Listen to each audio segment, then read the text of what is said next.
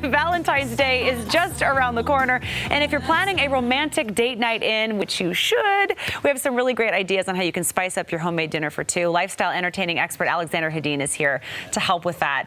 You always have great ideas, and what I like is that they're accessible. It's not like, oh, maybe someone who knows how to cook can do that. Well, it should be easy because cooking at home is technically easy to do, but you just need to have the right tools. So we are going to make a fancy Valentine dinner because I cannot imagine attempting to get a reservation anymore. Yeah, especially now. Yeah. Yes. I think you missed the bubble. Yes. But you might not have. If you did, we're going to make steak à poivre. À poivre. Which sounds very fancy, but it just means steak with pepper in French.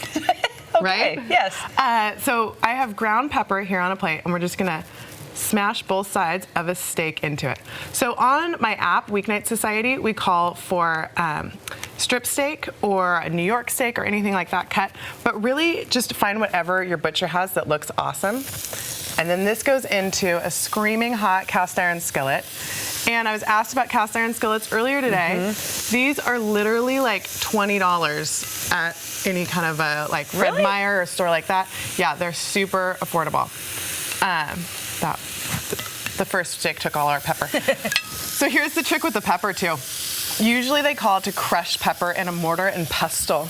Also very fancy sounding in French, right? Right. If you just buy this grinder at the grocery store and you put it on the thickest setting, you get perfectly just cracked pepper that's nice and big and chunky. So Great. There's a hot tip for you. So these will just sit and sear, and we sear them for like 3 minutes each side. And how you know when they're done is you give it a little wiggle and it loosens up. Oh. I never knew see, that. that one isn't loose yet. Okay. So it's not done yet. Do you need to grease cast iron pans before something like this? No. Okay.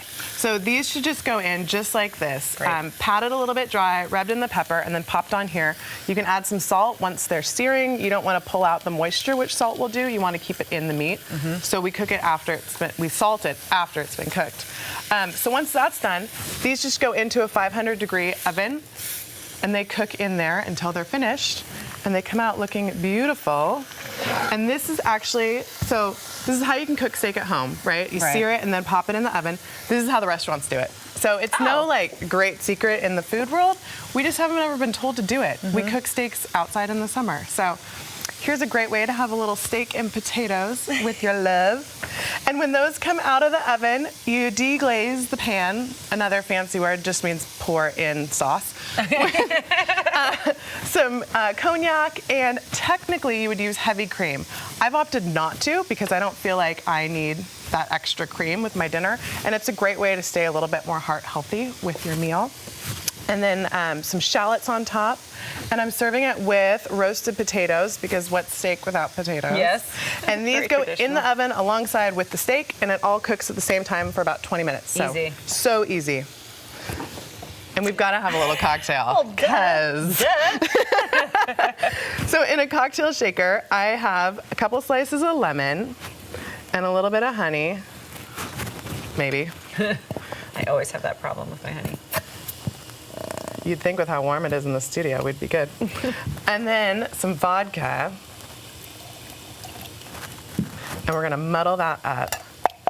So you could have a fancy muddler, or you could have the back of a knife, which is, Just don't cut yourself. you know, what I have. It's a table knife, it's not sharp. So once that's muddled, we add ice. Shake it up. I love that sound. Isn't it great? It's like the best sound in the world. It like signals that dinner's ready, fun's gonna start.